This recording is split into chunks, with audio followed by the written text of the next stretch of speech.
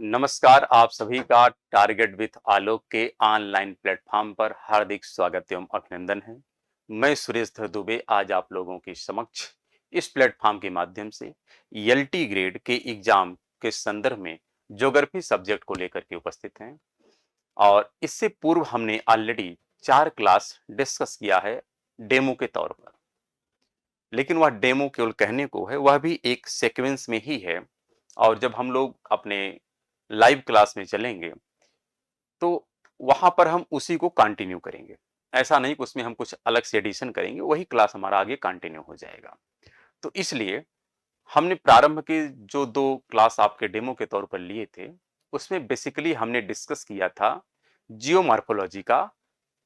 एक टाइप से इंट्रोडक्शन था कि जियोमॉर्फोलॉजी में हमको क्या-क्या पढ़ना है।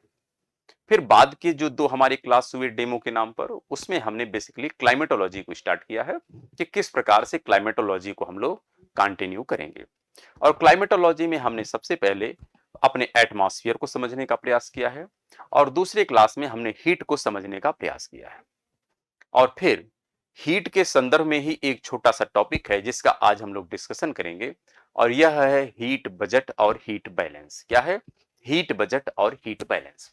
तो आइए आज हम लोग समझने का प्रयास करते हैं कि हीट बजट क्या है और हीट बैलेंस क्या है।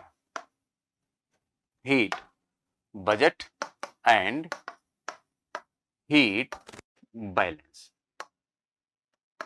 यहां पे अगर हम बजट का संदर्भ देखें तो बजट का बेसिकली मीनिंग जो होता है, आदान और प्रदान दोनों हमारा बराबर हो। अर्थात पृथ्वी को जितनी ऊर्जा मिली उतनी ऊर्जा पृथ्वी के द्वारा फिर से अगर वापस कर दी जाए तो कहा जाएगा कि हमारे पृथ्वी का जो हीट बजट है वह क्या है? संतुलित है। क्या है? संतुलित है, संतुलन की अवस्था में है। अर्थात हमारा आदान प्रदान में एक संतुलन होना आवश्यक है। जितना हम लें उतना हम अवश्य वापस करें। और इसी को हम समझेंगे कि किस प्रकार से सन से एनर्जी हमारे पृथ्वी और पृथ्वी के वायुमंडल को मिलती है और किस प्रकार से पुनः हमारी पृथ्वी और हमारा वायुमंडल इस एनर्जी को वापस स्पेस में भेजता है। और इसी को आज हम लोग समझने का प्रयास करते हैं और इसी में हमको देखना है हीट बजट और हीट बैलेंस। चलिए तो देखते हैं। और यहां पर सबसे पहले हमको समझने के लिए इसको हटाते हैं क्योंकि हमको प्लेन पेज चाहिए, तो इसलिए इसको पूरा हम हटा देते हैं और एक ही साथ दोनों को हम कंप्लीट करते हैं, हीट बजट और हीट बैलेंस। यहां पर हम यह मान के चलते हैं कि यह है हमारी पृथ्वी की सतह है। क्या है? पृथ्वी की सतह है और यहां पर दूर कहीं पर सन है। क्या है? सन है। सन से आती है एनर्जी। क्या आती है? सन से आती है एनर्जी। सन से जो एनर्जी आती है, जिस रूप में आती है, उसे हम लोग कहते हैं शॉर्ट वेव रेडिएशन। क्या कहते हैं? इसे कहते हैं शॉर्ट वेव रेडिएशन। यह एनर्जी हमारे पृथ्वी के वायुमंडल के, ध्यान रखिएगा, पृथ्वी के वायुमंडल के 1000 किलोमीटर, क्या 1000 किलोमीटर की हाइट पर जो एनर्जी सन से रिसीव होती है एकांक एरिया में, कितने में? एकांक एरिया में, उसका यहां पर वैल्यू है 1.94 कैलोरी। कितना है? 1.94 कैलोरी। लेकिन प्रति सेंटीमीटर स्क्वायर क्षेत्र में कितने में है? एकांक सेंटीमीटर में है, प्रति सेंटीमीटर स्क्वायर पर है और प्रति मिनट में है। अर्थात हमारे वायुमंडल को सन से जो एनर्जी रिसीव होती है 1 मिनट में 1 सेंटीमीटर के क्षेत्र पर कितनी प्राप्त होती है? 1.94 कैलोरी। तो इस आधार पे हम कैलकुलेशन करें तो कैलकुलेशन हमारा लेंदी हो जाएगा, इसलिए कैलकुलेशन को आसान बनाने के उद्देश्य से इसको हम 100 मान लेते हैं। क्या मान लेते हैं? 100 मान लेते हैं कि यहां पर सन से जो एनर्जी हमारे एटमॉस्फेयर और पृथ्वी की सतह की तरफ आगे बढ़ी है उसका वैल्यू है 100 यूनिट। कितना है? 100 यूनिट। तो इसलिए हम कैलकुलेशन किस हिसाब से करेंगे? 100 यूनिट के अनुसार करेंगे। तो सन से हमारे पृथ्वी और पृथ्वी की वायुमंडल को जो एनर्जी मिली है वह मिली है 100 यूनिट। अब यह 100 यूनिट एनर्जी किस प्रकार से डिस्ट्रीब्यूट होती है इसको हम समझते हैं। तो यहां पर अब समझने के लिए हम लोगों को देखना है कि जब सन से एनर्जी आती है 100 यूनिट, तो इसका कुछ पोर्शन नियर अबाउट इसका हम मान के चलते हैं 18 यूनिट। कितना यूनिट? 18 यूनिट यह हमारे वायुमंडल द्वारा अवशोषित कर ली जाती है। ध्यान रखिएगा, 18 यूनिट का क्या होता है? इसका अवशोषण होता है। क्या होता है? अवशोषण होता है वायुमंडल द्वारा। किसके द्वारा? वायुमंडल द्वारा। तो वायुमंडल द्वारा कितनी एनर्जी का अवशोषण कर लिया गया? 18 यूनिट का। और इसी वायुमंडल द्वारा कुछ एनर्जी स्पेस में वापस कर दी जाती है। तो वायुमंडल द्वारा ही जो एनर्जी स्पेस में भेजी जाती है, कहां भेजी जाती है? स्पेस में वापस रिटर्न कर दी जाती है। अर्थात इसका यूज हमारे वायुमंडल में नहीं होता है। इसका वैल्यू अगर आप देखेंगे तो यह है 28 यूनिट। कितना यूनिट है? 28 यूनिट एनर्जी हमारा वायुमंडल क्या करता है? रिटर्न कर देता है। कहां पर? स्पेस में। कहां भेज देता है? यह स्पेस के पास तो नहीं भेजेगा। कहां भेजेगा? स्पेस में भेजता है। लेकिन जिस प्रोसेस से भेजता है, यहां पे कई प्रकार के प्रोसेस होते हैं। यहां पर कह सकते हैं स्कैटरिंग होता है, यहां पर डिफ्यूजन होता है, यहां पर डस्ट पार्टिकल हैं, बादल हैं। इन सब से प्रकाश की किरणें टकरा करके वापस चली जाती हैं। टकरा करके प्रकाश की किरणें क्या होती हैं? वापस चली जाती हैं। तो हमारा वायुमंडल प्रकाश के कितने भाग को वापस कर देता है स्पेस में? 28 भाग को। कितने भाग को वापस करता है? 28 भाग को। यह कहां चला जाता है? स्पेस में। अब बचता है जो एनर्जी, उसका पोर्शन आता है पृथ्वी की सतह के समीप। कहां आता है? पृथ्वी की सतह के समीप। इसमें से नियर अबाउट, ध्यान रखिएगा, यहां पर 47 यूनिट। कितना यूनिट? 47 यूनिट हमारी पृथ्वी की सतह इस एनर्जी को क्या करती है? अवशोषित कर लेती है। क्या कर लेती है? अवशोषित कर लेती है, ट्रैप कर लेती है। अर्थात अवशोषण होता है पृथ्वी की सतह के द्वारा, और बची जो एनर्जी अर्थात 7 यूनिट। कितना यूनिट? 7 यूनिट। ध्यान रखिएगा, यहां से 7 यूनिट एनर्जी ये कहां जाती है? स्पेस में जाती है। कहां पे जाती है? स्पेस में जाती है। यह किसके द्वारा स्पेस में भेजी गई है? पृथ्वी के सतह के द्वारा। पृथ्वी की सतह के द्वारा स्पेस में कितनी एनर्जी वापस की गई? 7 यूनिट। वायुमंडल के द्वारा कितनी वापस की गई? 28 यूनिट। टोटल कितनी एनर्जी वापस कर दी गई स्पेस में? तो इसका मान है 35। कितना एनर्जी वापस की गई? 35। 7 यहां पर, 28 यहां पर। तो टोटल एनर्जी स्पेस में वापस कर दी गई कितना? 35 यूनिट। अर्थात इस 35 यूनिट का किसी भी प्रकार से पृथ्वी तथा पृथ्वी के वायुमंडल के तापमान को बढ़ाने में कोई भूमिका नहीं निभाएगा। यह जिस रूप में आया था उसी रूप में स्पेस में वापस चला गया। उसी रूप में स्पेस में वापस चला गया, जिसका वैल्यू कितना है? 35 यूनिट। और इसी को कहते हैं पृथ्वी का एवरेज एल्बिडो। क्या कहते हैं? पृथ्वी का एवरेज एल्बिडो। तो 7 यूनिट, 28 यूनिट, इन दोनों को अगर मिलाया जाए तो यह वैल्यू मिलती है कितना? 35 यूनिट। अब 35 यूनिट क्या है? यह आपका है एल्बिडो। क्या है? एल्बिडो। अर्थात पृथ्वी के सतह का एल्बिडो का तात्पर्य होता है परावर्तिता गुणांक। क्या होता है? परावर्तिता गुणांक। अर्थात इतनी एनर्जी हमारा पृथ्वी का सतह और हमारा वायुमंडल क्या करता है? स्पेस में एनर्जी को भेज देता है। बहुत बेसिक बात है। अर्थात इसका कोई यूज नहीं हुआ। तो यूज कितने का किया गया? 18 यूनिट वायुमंडल ने यूज किया और 47 यूनिट पृथ्वी के सतह ने। अर्थात इस्तेमाल होने वाली एनर्जी कितना है? 65 यूनिट। कितना है? 65 यूनिट। ये बात तो ठीक है। अर्थात इधर से 100 आई थी। क्या आई थी? 100 आई थी। ध्यान रखिएगा, इस 100 में से वापस अभी कितनी मिल गई है? यहां से आप देखें, आई तो 100 में से 35 पहले ही वापस कर दी गई। अर्थात 35 पहले से ही वापस चली गई है। ये ठीक है ना? अर्थात हमारा लेन देन बराबर करना है, तो 35 पहले से वापस हो गई। बाकी कैसे जाएगी उस प्रोसेस को हम समझते हैं। अब यहां पे क्या होता है? पृथ्वी के सतह पर टोटल एनर्जी की प्राप्ति होती है कितना, 47 यूनिट। लेकिन इसको कुछ एनर्जी गिफ्ट के तौर पर मिलती है, और ये कहां से मिलती है इसका भी हम लोग डिस्कशन आगे कर लेंगे। तो हमारे पृथ्वी की सतह को कुछ गिफ्ट में एनर्जी मिलती है, और यह एनर्जी मिलती है 78 यूनिट। कितना गिफ्ट में मिलती है, प्लस 78 यूनिट। अर्थात टोटल एनर्जी पृथ्वी की सतह को कितनी मिल गई है, तो 125। कितनी मिल गई, 125 यूनिट। अर्थात पृथ्वी की सतह को टोटल एनर्जी कितना मिली, 125, जिसमें से सन से कितनी मिली है, 47, और 78 कहां से आई है इसकी चर्चा आगे हम कर लेंगे। लेकिन बस अभी मान चलते हैं कि इसको 78 भी मिली है। कैसे मिली वह आगे आपको स्पष्ट हो जाएगा। तो अब मान लेते हैं पृथ्वी की सतह को 125 मिला। तो 125 मिला तो 125 को फिर यह वापस भी करेगा किसी न किसी रूप में। तो कैसे वापस करता उसको समझते हैं। इस 125 यूनिट में से हमारी पृथ्वी की सतह नियर अबाउट, यहां पर ध्यान रखिएगा, इसको थोड़ा ऊपर करें, ऊपर कर देते हैं जिससे लिखने में थोड़ा आसान हो जाए।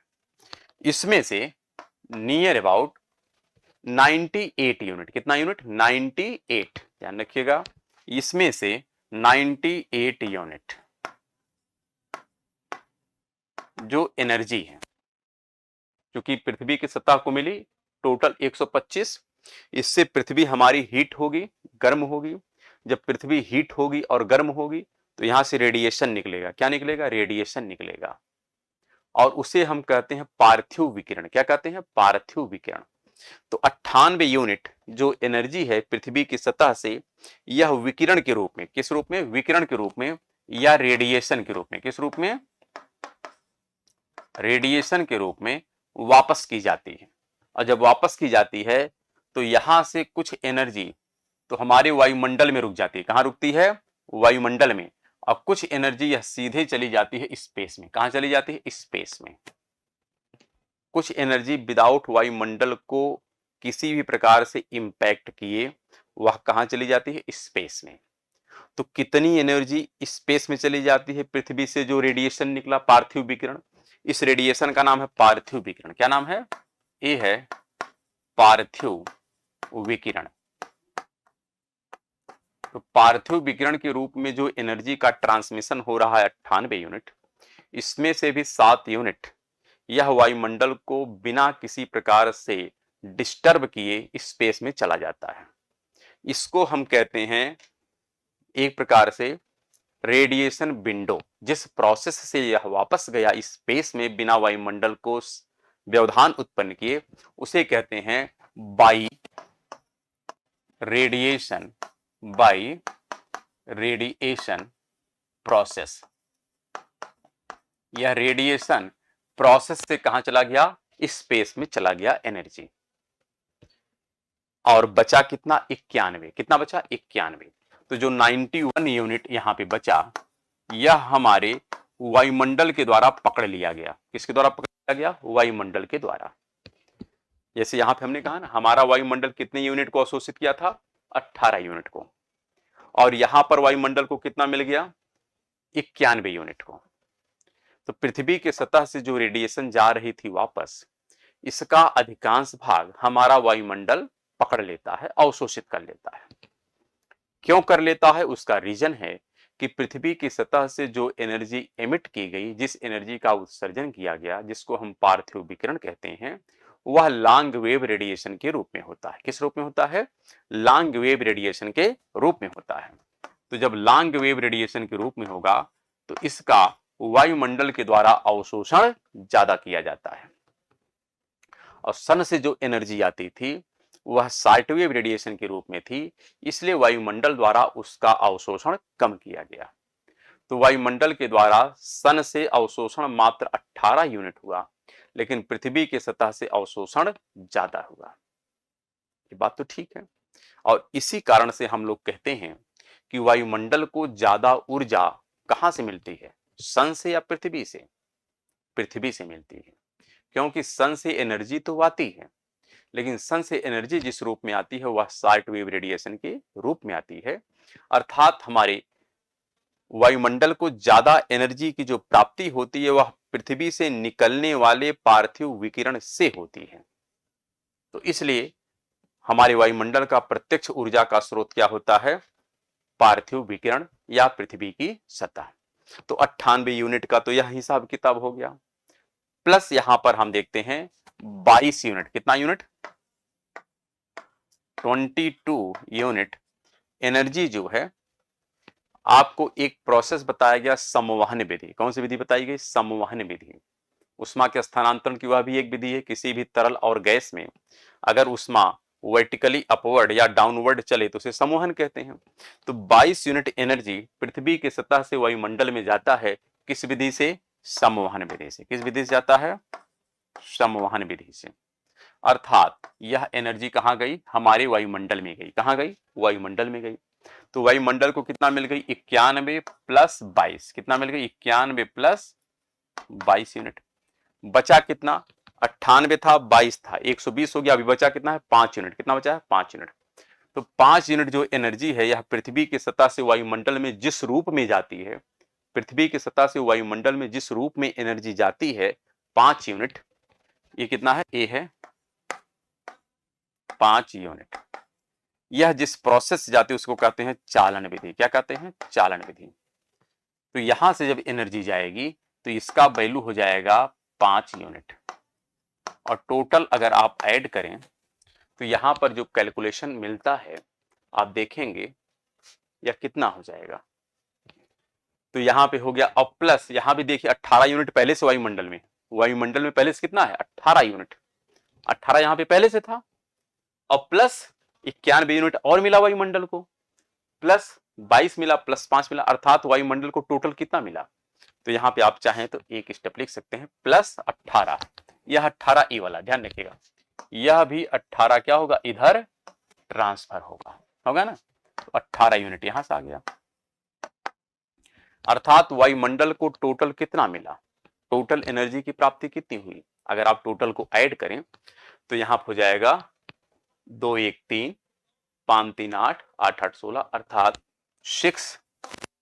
आप देखेंगे यहां पर आपका हो जाएगा 9 और 2 11, 11 1 12 1 13, अर्थात 136 यूनिट। कितना यहां पे टोटल एनर्जी प्राप्त हुई? 136 यूनिट हमारे वायुमंडल को प्राप्त हुई। यहां पे जो समझना है वह आप देखिए क्या समझना है। जब दिन होता है अर्थात जब सूर्योदय होता है तो सूर्योदय के समय सन से प्रकाश रे आती है, प्रकाश की किरणें आती हैं तो लगभग उसका 28% भाग हमारा वायुमंडल वापस स्पेस में भेज देता है, प्लस 18 यूनिट अपने पास रोक लेता है।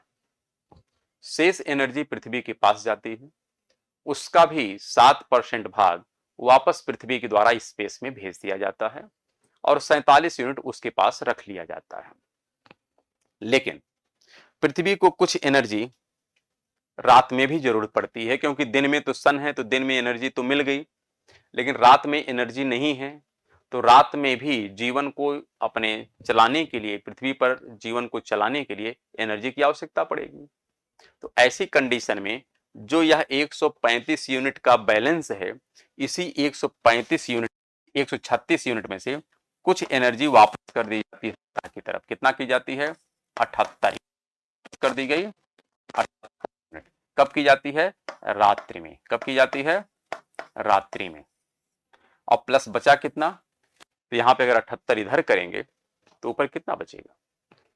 यहां पे 35 पहले से पड़ा है और यहां पे अगर आप कैलकुलेट करेंगे आप तो आपको मिल जाएगा नियर अबाउट 6 में से 8 गया आपका,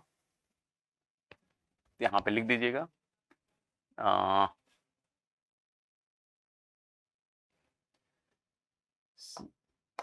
65। कितना मिलना चाहिए? 65। कैलकुलेशन थोड़ा सही कर लीजिएगा। यहाँ हो गया 1 2 1 3 5 3 8 8 8 16 36 हो गया। 136 में से कितना नीचे गया है? 78 गया है। तो 78 अगर नीचे गया तो इसमें से बचेगा कितना? तो बच जाएगा आपका इधर 22 और 6, अर्थात 65 बचेगा। कितना बचेगा? 65 बचेगा। तो 65 अगर ऊपर चला गया तो यह वैल्यू कितनी हो जाएगी, ये तो हो जाएगी 100 यूनिट। कितना हो जाएगी, 100 यूनिट हो जाएगी। तो 100 यूनिट तो सन को वापस मिल गई, क्योंकि यह जो बैलेंस बना था, यह बैलेंस का काम क्या था। जैसे आप लोग पैसा कमाते हैं तो एक तो ये होता पैसा जितना कमाया खर्च कर दिया, और एक काम ये होता है कि आप अपने पैसे को किसी दूसरे को हैंड ओवर कर दीजिए कि भाई मेरी इतनी देनदारी है, हमारे ऊपर इतना कर्जा है, आप उस कर्जे को क्या करिएगा, वापस भी कर दीजिएगा। और बैंक करता भी है कि आप ही का पैसा लेता है और एक बैलेंस बनाता है, बैंक का बैलेंस बनाता है, और उसी में से आपका भी पैसा वापस कर देता है, और प्लस जिसको चाहिए उसको भी पैसा दे देता है। तो यहां पर हमारा वायुमंडल क्या करता है, एक बैलेंस तैयार करता है। और यह बैलेंस क्यों इंपॉर्टेंट है, क्योंकि अगर यह बैलेंस ना होता तो आप समझिए क्या स्थिति उत्पन्न होती है। दिन में जब सन से एनर्जी मिलती तो ऐसी कंडीशन में हमारी पृथ्वी का टेम्परेचर बहुत ज्यादा बढ़ जाता, और जब सन नहीं रहता तो सारी एनर्जी कहां चली जाती, स्पेस में चली जाती, अर्थात रात का टेम्परेचर बहुत कम हो जाता। तो अगर टेम्परेचर में बहुत ज्यादा उतार चढ़ाव हो जाएगा तो ऐसी कंडीशन में पृथ्वी पर जीवन नहीं संभव था। लेकिन पृथ्वी पर जीवन यदि संभव हुआ तो उसका श्रेय सिर्फ और सिर्फ हमारे वायुमंडल के स्ट्रक्चर को जाता है। और वायुमंडल में भी जो इस उष्मा को अपने पास सुरक्षित रखने की क्षमता रखता है उसे कहते हैं ग्रीन हाउस गैस। क्या कहते हैं, greenhouse gas. Greenhouse gas ही हमारे वायुमंडल में उष्मा को अपने पास धारण करने की क्षमता रखती है। और इसका परिणाम ये होता है कि दिन में अबाध रूप से सूरज की ऊर्जा पृथ्वी तक नहीं पहुंच पाती है, अर्थात दिन में बहुत ज्यादा पृथ्वी के टेम्परेचर को बढ़ने नहीं दिया जाता है। और रात्रि के समय जब पृथ्वी अपने सारी एनर्जी को वापस कर रही थी तो वह वायुमंडल क्या करता है, कहता है आप हमें दे दो, आप हमें दे दो, हम सन को अर्थात स्पेस को एनर्जी आपको जितना भुगतान करना था हम वापस कर देंगे, उसमें कोई असुविधा नहीं है, हम जितना करना था उतना वापस कर देंगे, लेकिन आप हमें दे दो। तो पृथ्वी भी ठीक है कि भाई आप ले लो, हमको कोई ऐतराज है नहीं। तो यह हमारा वायुमंडल करता क्या है, एक अपना बैलेंस बनाता है। और जब बैलेंस बनाता है और जब रात्रि होती है तो पृथ्वी का टेम्परेचर तो कम होने लगेगा, क्योंकि अब सन रे तो आ नहीं रही है। तो जब पृथ्वी का टेम्परेचर गिरने लगता है तो हमारा यह वायुमंडल पृथ्वी से कहता है कि आपने दिन के समय जो एनर्जी हमको वापस किए थे उसी में से आप अपनी आवश्यकता अनुसार एनर्जी को ले लीजिए और बाकी एनर्जी को हम स्पेस में भेज देते हैं। तो रात्रि के समय जब सन अब्सेंट होता है तो पृथ्वी के तापमान को सुनिश्चित करने के लिए इसी हीट बैलेंस से कुछ एनर्जी वापस कर दी जाती है, जिसको हम लोग यहाँ पे कहे थे गिफ्ट के रूप में। अर्थात कितनी यूनिट वापस कर दी गई है, 78 यूनिट यहाँ पर वापस कर दी गई है। तो इस प्रकार से आप देख रहे हैं पृथ्वी का जो तापमान है दिन में बहुत ज्यादा बढ़ नहीं पाता और रात में बहुत ज्यादा घट नहीं पाता। और इन सब के साथ साथ जो सन से एनर्जी आई थी उतना एनर्जी फिर यहां से क्या कर दी गई, वापस भी कर दी गई है। तो यह जो मैकेनिज्म है, इस मैकेनिज्म के माध्यम से आप यह देख रहे हैं कि कहीं ना कहीं हमारा जो बैलेंस, वह बैलेंस क्या हो गया है, पूरा मेंटेन हो गया है। और इसी प्रकार से यह जो हीट बैलेंस है इसको हम क्या करते हैं, इसको कहते हैं हीट बैलेंस। नाम है हीट बैलेंस। आने का काम कौन करता है, ग्रीन हाउस गैस करती है। तो यहां से जो एनर्जी रात्रि के समय वापस की जाती है पृथ्वी की सतह को, इसको हम लोग कहते हैं प्रतिलोम विकिरण। इसका नाम रखा जाता है प्रतिलोम विकिरण। ध्यान रखिएगा, इसका नाम है प्रतिलोम विकिरण। और जो यह एनर्जी गई थी इसका नाम था पार्थिव विकिरण। तो पृथ्वी से जो एनर्जी स्पेस की तरफ गई थी डायरेक्ट, अर्थात वायुमंडल में गई थी, वह पार्थिव विकिरण के रूप में गई थी। लेकिन ग्रीन हाउस गैस के द्वारा जो एक हीट बैलेंस तैयार किया गया था, वहां से जो एनर्जी पुनः पृथ्वी को वापस की गई थी, उसे हम प्रतिलोम विकिरण के नाम से जानते हैं। यहां पर इतना तो ठीक है कि चलिए हमारा पृथ्वी का औसत एल्बिडो कितना है? 35 यूनिट है। पृथ्वी को प्रत्यक्ष रूप से कितना एनर्जी की प्राप्ति होती है? 47 यूनिट। वायुमंडल को कितना प्राप्ति होती है? तो 18 यूनिट। ये सब ठीक है। हीट बैलेंस हमारा लगभग 135 136 के आसपास जनरेट होता है। प्रतिलोम विकिरण के रूप में कितना एनर्जी वापस की जाती है? लगभग 78 यूनिट। तो यहां पे सब लेन देन तो बराबर हो गया, लेकिन अब समझना हमें जो है वो थोड़ा ध्यान से समझिए। समझना ये है कि एक टॉपिक आता है इन्वायरमेंट का, और वहां पे हम लोग पढ़ते हैं ग्लोबल वार्मिंग। क्या पढ़ते हैं? Global warming. और वहां पे हम लोग ग्रीन हाउस गैस को भी डिस्कस करेंगे। यहाँ पे ग्रीन हाउस गैस को डिस्कस नहीं करेंगे, बस हम सिंपल कह सकते हैं ग्रीन हाउस गैस का तात्पर्य है जिसके पास हीट या उष्मा को धारण करने की क्षमता होती है, उसे हम ग्रीन हाउस गैस कहते हैं। अब ग्रीन हाउस गैस करती क्या है? शॉर्ट वेव रेडिएशन को उतना सहजता से नहीं पकड़ पाती है जितने सहजता से लॉन्ग वेव रेडिएशन को पकड़ लेती है। और इसी कारण से जब सन से एनर्जी आ रही थी तो उसके कुछ ही पोर्शन को पकड़ पाई, लेकिन जब यहां से एनर्जी वापस जा रही थी लॉन्ग वेव रेडिएशन के रूप में तो उसके मैक्सिमम पोर्शन को पकड़ लिया इसने, और पकड़ करके एक बैलेंस का निर्माण किया। तो इसका तात्पर्य है अगर ग्रीन हाउस गैस ना होता तो हमारे पृथ्वी का जो दिन और रात का तापमान है इसमें अंतर बहुत ज्यादा हो जाता है। दिन का तापमान बढ़ करके बहुत ज्यादा और रात का तापमान घट करके बहुत कम। यदि पृथ्वी के दिन और रात के तापमान का अंतर कम है या उसमें एक संतुलन है तो इसका श्रेय सिर्फ और सिर्फ अगर जाता है तो हमारे वायुमंडल में ग्रीन हाउस गैस को जाता है। किसे जाता है? ग्रीन हाउस गैस को जाता है। तो ग्रीन हाउस गैस हमारे लिए आवश्यक है, लेकिन ग्रीन हाउस गैस का असंतुलित होना हमारे लिए नुकसानदेह है। ग्रीन हाउस गैस का असंतुलित होना हमारे लिए क्या है? नुकसानदायक है। कैसे नुकसानदायक है? जब ग्रीन हाउस गैस असंतुलित होता है अर्थात उसमें विद्यमान गैसों का कंपोजिशन जब बदलता है तो हमारा निश्चित तौर पर हीट बैलेंस भी बदलेगा, और जब हीट बैलेंस बदलेगा तो निश्चित तौर पर जिस अनुपात में एनर्जी में वृद्धि होगी उसी अनुपात में फिर एनर्जी धरती को वापस भी की जाएगी। भाई जो आप देंगे वही तो वापस होगा। अगर आप संतुलित एनर्जी दे रहे हैं तो संतुलित एनर्जी वापस आएगी, और जब आप असंतुलित एनर्जी को वायुमंडल में देंगे तो वायुमंडल अपने यहां ज्यादा बैलेंस बना लेगा, और यदि बैलेंस ज्यादा बनाएगा तो जो स्पेस में देना है स्पेस में तो उतना ही देगा, उससे ज्यादा दे नहीं सकता। बाकी बचा हुआ क्या कर देगा? पृथ्वी को वापस कर देगा।